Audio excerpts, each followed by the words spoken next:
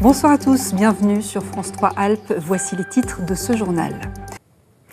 Dans le Vercors, à Villard-de-Lans, le collectif contre l'antenne relais de Bois-Barbu monte en puissance. Après avoir sensibilisé médias et population mercredi dernier, les opposants au projet ont manifesté cet après-midi sur le terrain même où l'antenne devrait être érigée. Sur place, Jean-Christophe Pain et Dominique Semet. Au Bois-Barbu, le combat continue contre le projet d'antenne relais.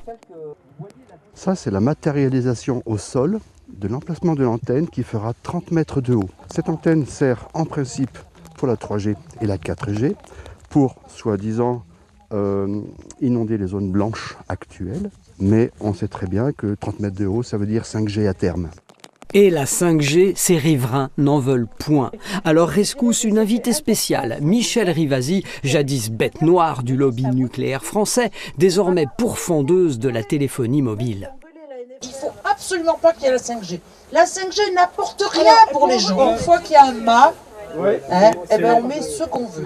Les gens qui sont soumis à une pollution électromagnétique, souvent ils dorment mal, ils ont des problèmes cognitifs, ils perdent la mémoire, il peut y avoir même des problèmes de peau, des problèmes cardiaques. Donc ça, on le voit. Alors, le problème, c'est quel choix on fait. Le choix de Villard-de-Lans, cette adjointe au maire est venue le défendre.